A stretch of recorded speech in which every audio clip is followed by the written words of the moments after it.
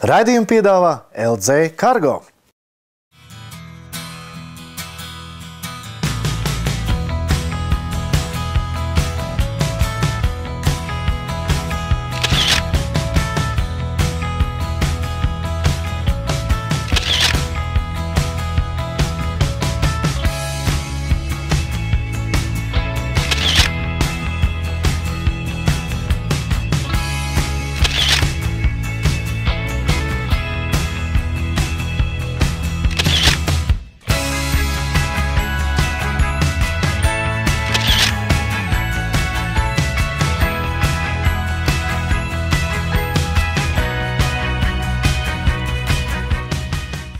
Esiet sveicināti raidījumā no 57. paralēles.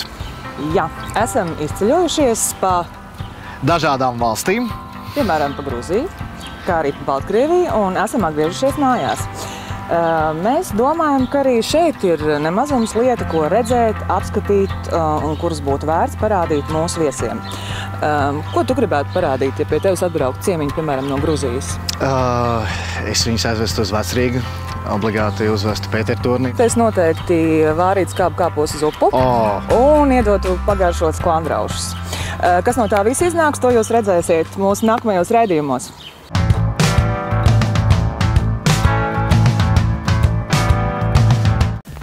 Miers pilnīgākais visapkārt. Visapkārt smilšu kalni, pati Rīga ūdenī.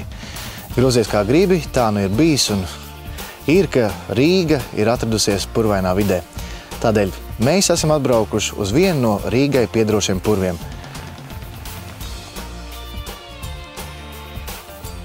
Savu ārzemju draugu es obligāti atvestu uz kādu purvu, paklīst pa kādu no šīm burvīgajām laipām, lai izbaudītu Latvijas skaisto purvaino vidi.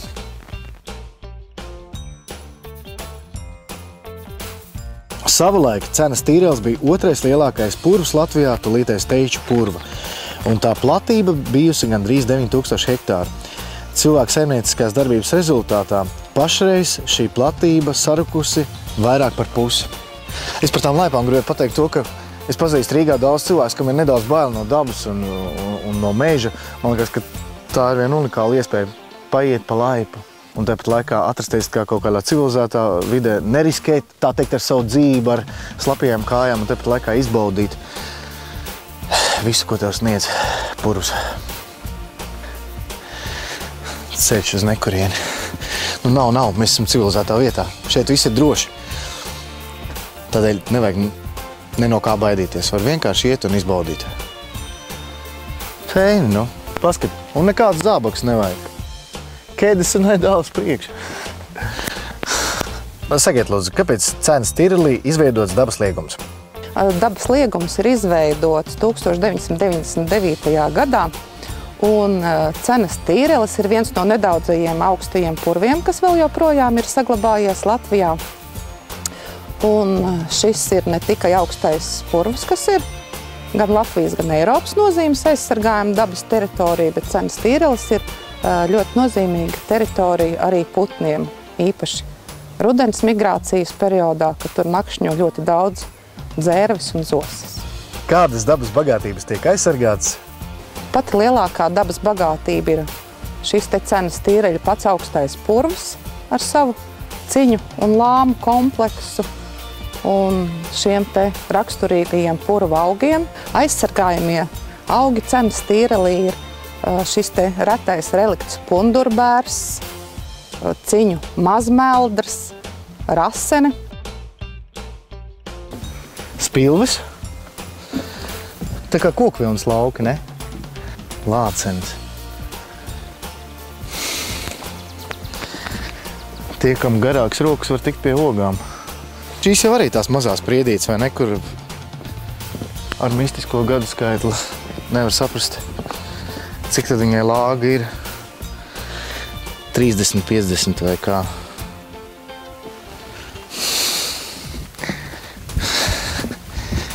Maziņas, bet sīkstas tā kā es. Kas tad mums te? Pa labi iesim, pa kreisi. Pa kreisi. Es teicu, ka šo vietu obligāti būtu ar ģimeni jāatbrauc. Feini. Ātrā veselīgā pastaigā iztīra plaušas. Putns tomēr var dzirdēt vienkārši raseni.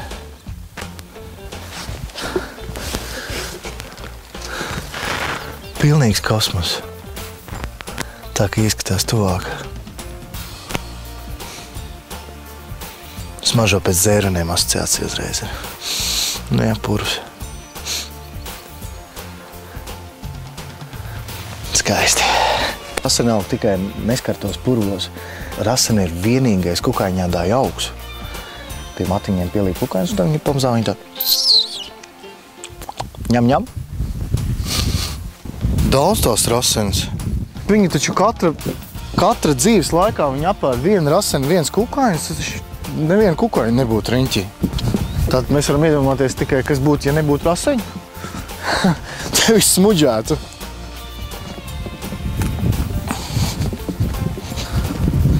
Es tikai domāju par to, ka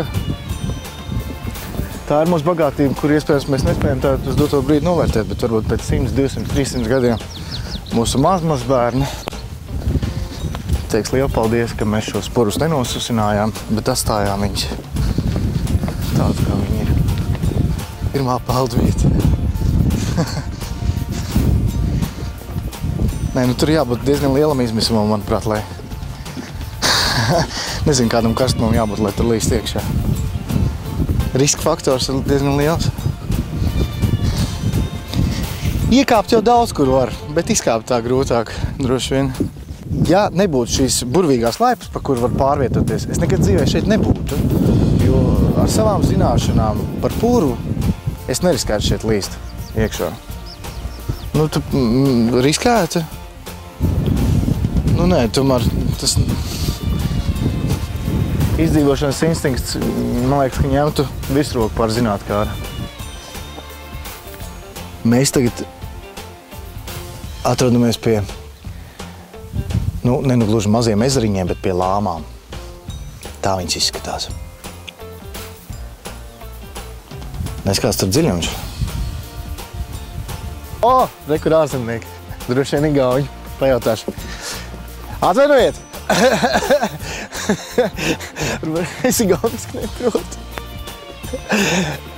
Herai! Tas jau lietuviski. Meitenes mīna. Jūs esat mani ārzemju draugi. Dosimies. Ejam.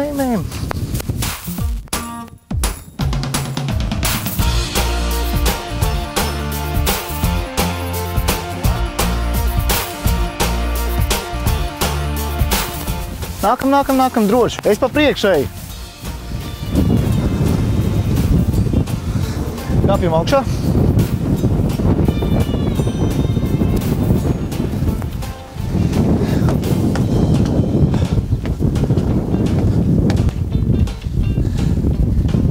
Hits.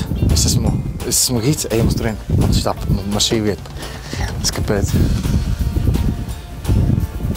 Atmiņai. Nopirks binoklīti, atnāca uz tādu torni un augām dienām medī. Skaties uz putniem. Vēstures ceļa cenas Tīrelī. Rajonā. Labi, ka mēs ejam pa taciņu, pa šo burvīgo laipiņu. Jo, ja mēs neiet pa laipiņu, pa konkrētu, tā teikt, trajektoriju, tad iespējams mums varētu iestāties vadātājs, meža vadātājs, tāds esot, kad cilvēks sāk staigāt par riņķi, un kāpēc tas tā notiekot, esmu dzirdējis tikai teoriju, un nezinu, vai tā ir taisnība, vienkārši soļu garums atšķirās, kad tu spēr uz priekšu. Un tad vienkārši vienā brīdī tev sāk vilkt uz vienu pusi, kuram no uz kuru pusi. Vai pa labi, vai pa kreisi, un kad cilvēks sāk mest liels riņķis. Bet tā kā mēs ejam pa laipiņu, nomaldīties nav iespējams. Ejam. Hop, savilkt man uz kreisā pusi, man kreisā valkošā. Skaista ezers. Šādi izskatās no gaisa. No putna lidojuma. Man nevajag kautrēties arī uz purvu atnākt ar grāmatiņu rokās, jo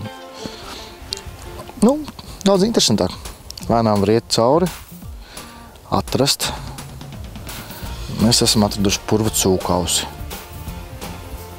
Kalla palustris. Purva, kalla, buku, lapas, auna, ragi. Bet tas ir tā kā viss viens, indīgs. Ēst nevajag. Lielā baltā lapa, kur aptver dzelteno ziedu vālīti, vidū nemaz nav ziedu sastāvdaļa, bet gan balta seglapa. Vālītē nogatavojas cūkauša augļi, spilgti sarkanas ogas. Lapas ar sirdsveidīgu pamatu. Nu, re, kā cūkaus. Cenas tīrēls, purva vaivariņš. Purva vaivariņš, kur mums ir? Jā, purva vaivariņš. Ārkausa Kasandra. Tā ir ārkausa Kasandra. Sēņu paveidi ir dažādākie. Tikai jāzina, ko drīkst ēst. Man jau citreiz pat sēņošanas sezonā ir bail paņemt mājās kaut ko tādu, ko nedrīkst ēst. Uz pēdējām vakariņām. Lāmu skaits. Cenas tīrlī mērojams 100. Tā ir ko redzēt.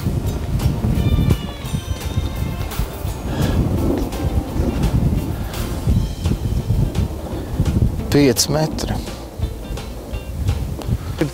Bieži vien mums aizbraucot uz ārzemēm, viņi dabu liekas, wow, paska kādi kalni un kas tur šis un tas tik grandiozi un nav redzēts.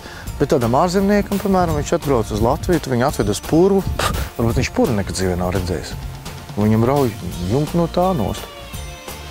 Latvijā kā zaļā valstī, Rietuma Eiropas kontekstā vērtība ir šis te purvs, kur nesen atpakaļ daudz Rietuma Eiropas zinātnieki brauc uz šo te cenas tīreli un bija sajūsmā par to, cik ļoti liels un dabisks ir šis mūsu cenas tīreļa purvs, jo gan Rietuma Eiropā, gan arī lielākajā daļā Austruma Eiropas lielākie purvi ir nosusināti kūdras ieguvēji un ļoti reti ir saglabājies šis te dabiskais purvs ar sūnām, sfagniem, ar ciņu kompleksu, šis te brīnišķīgais cenas tīreļa sirds vai pērle, skaists ezers ar zīmīgo nosaukumu skaists.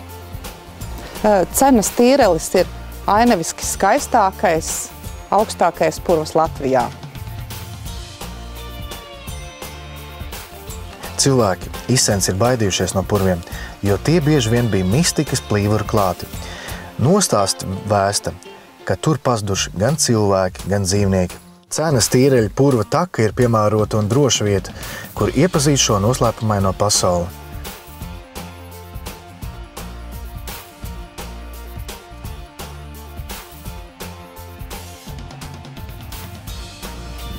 Lai izveidotos 6 metrus biezs kūdras slānis, ir nepieciešams apmēram 4000 gadu. Dabiskā neskartā sūna purvā kūdras slāņa biezums nemitīgi pieaug. Tas notiek ārkārtīgi lēni, apmēram 1 milimetru gadā. Kūdras veidošanās augstajā purvā noris atmirstot sfagnu sūnu apakšējām daļām. 1 milimetrs gadā. 7 centimetri pa manu dzīvi. Tas tā pozitīvi rēķinot, ja līdz 70.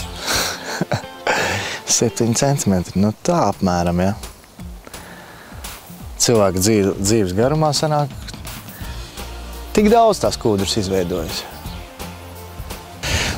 Paskat, kāda skaista kūdras iegūst lauka tiešām. Tā kā tāda labības lauka.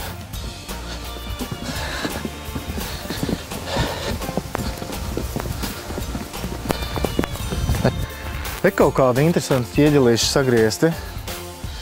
Kam tas ir interesanti? Es nezinu, kam tas ir paredzēts. Ko viegls. Aizbūvēt. Vajag vieglais. Kādreiz mūsu vecvecstāvi tā arī ieguva kūdru, izgriez tāds gabals, izžāvēja un tad kurināja. Tiem, kuriem nebija iespēja uzkurināt ar malku. Viegls. Rīt pastaigumi vienkārši fantastiski. Tiešām droši un tik daudz ko var redzēt. Un gaiss. Kas par gaisu?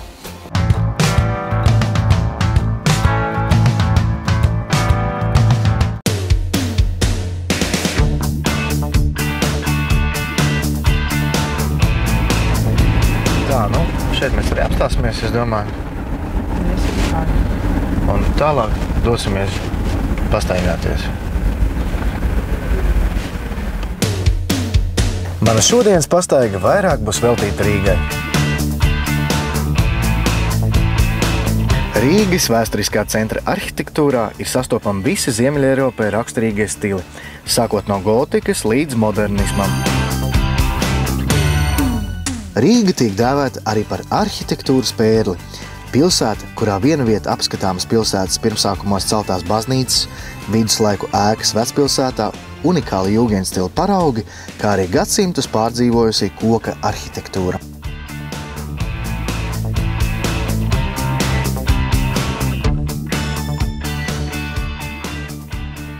Leģenda vēsta, ka ik pa 100 gadiem 3 reizes nedēļā parādoties vīrs melnā, kurš interesējas, vai Rīga ir gatava.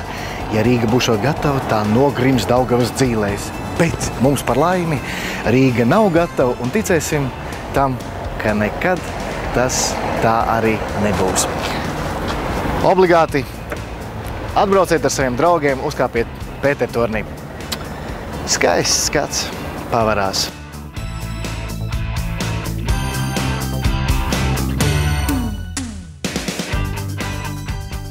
Rīgas baznīcas torņus smailes vairāk nekā citās pilsētās rotā gaļi.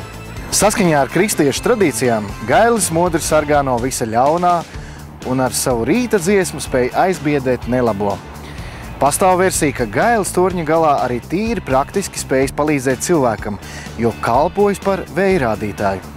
Rīgai kā ostas pilsētai tas bija sevišķi svarīgi, jo būru kuģiem vēja virziens nozīmē daudz. Tāpēc visas Daugavai tuvākās baznīcas rotā gaļi.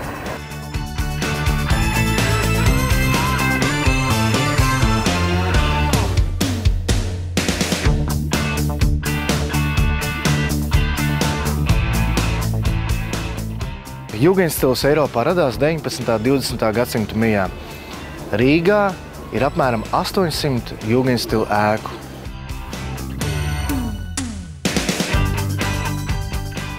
Pirms gadsimta Rīgu, tāpat kā citas Eiropas pilsētas, pārsteidza radošas brīvības alku un pārdrošas greznības iedvesmots arhitektūras un dzīves stils – jūgenstils. Mācīdamies no dabas, priecādamies par ziedu krāvumiem, ornamentiem, liektām un līganām līnijām, jūsmojot par antīko skaistumu, fantazējot par sfinksām, grifiem un sargājošiem suņiem, jūgenstils padarīja Rīgu krāšņāku, noslēpumaināku un izaicinošāku.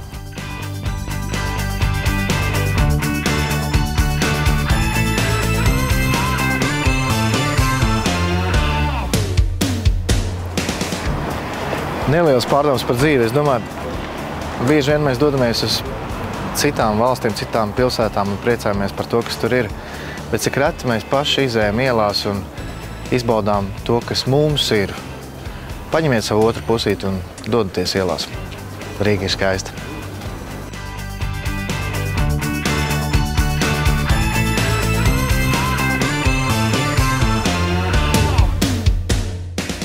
Klīstot gar Daugavas malu, esam nonākuši līdz vietai, kur Rīdzenes upe ietekmēja Daugavā.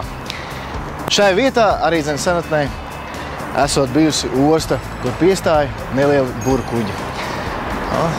Labrīt!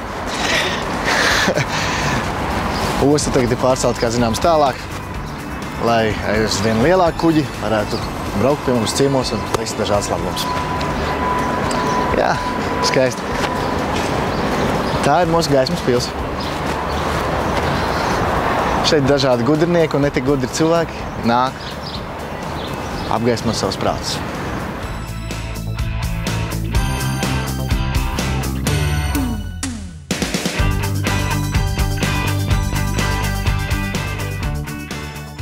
Kaut arī vairāk kārt mainījās Rīgas saimnieki, Rīgas osta kļuva arvien nozīmīgāka, tajā ienāca arvien vairāk kuģu un pilsēta kļuva arvien bagātāka. Pateicoties ostas attīstībai, Rīga veidojās par daudzveidīgu pilsētu, kas atspoguļojās tās arhitektūrā un kultūrā. Rīgas pils vēl joprojām ir lielākā un labāk saglabātā viduslaiku pils Ziemeļeiropā.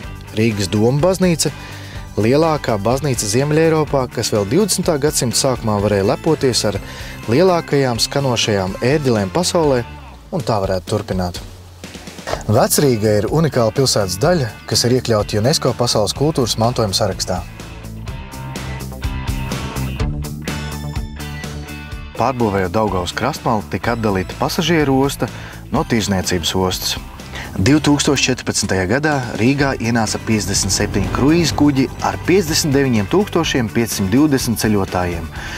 Un kur tad vēl turisti, kuri Rīgā ielido, iebrauc ar vilcienu, turistu autobusiem vai personīgo auto?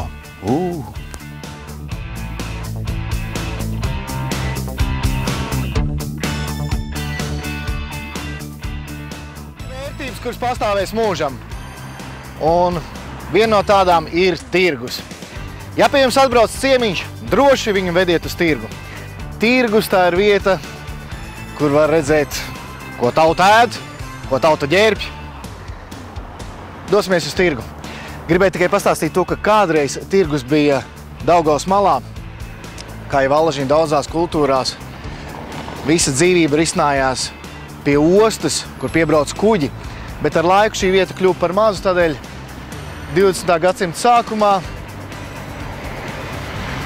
tika uzcelti šie burvīgie angāri, kur kādreiz atradās cepelīni gaisa kuģi. Unikāla vieta. Celtniecību uzsāka 1924. gadā, bet pabeidza 1930. gadā. Jau pašos pirmsākumos visās Rīgas centrāltirgus ēkās bija centrālā apkure un elektriskā apgaismošana. Tam laikam tas bija ļoti moderni. 1931. gadā Rīgas centrāltirgu ārzemju speciālisti atzina ne tikai par lielāko, bet arī par labāko visā Eiropā.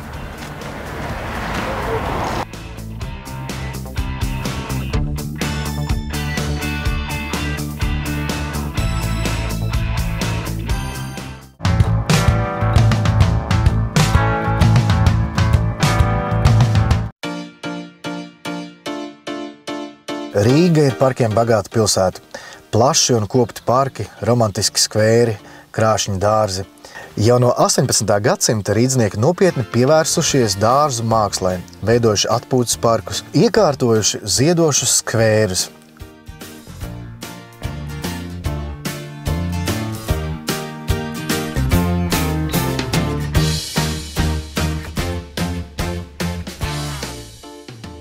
Paši senākie parki atrodami Rīgas centrā. Vecākais parks Rīgā tapa 1711. gadā – Ķeizardārs, tagadējais Viesturdārs. Par Rīgas dārzu un parku pašreizējo izskatu lielā mērā jāpateic to pirmajiem veidotājiem – Georgam Kufaltam un Kufalta skolniekam Andrejam Zeidekam. Lai saprastu, kas bija šie kungi, var piemetināt, ka Georgs Kufalts bija arī Krievijas ķeizarisko cara ģimenes dārzu inspektors. Andrejs Zeideks atstājis paliekošus pēdas arī citur pasaulē. 19. gadsimta izskaņā viņš vadīs Ziemas pils apstādījumu pārveidošanas darbus Pēterburgā. Rīga ir vieta, kur pilsēta satiekas ar dabu.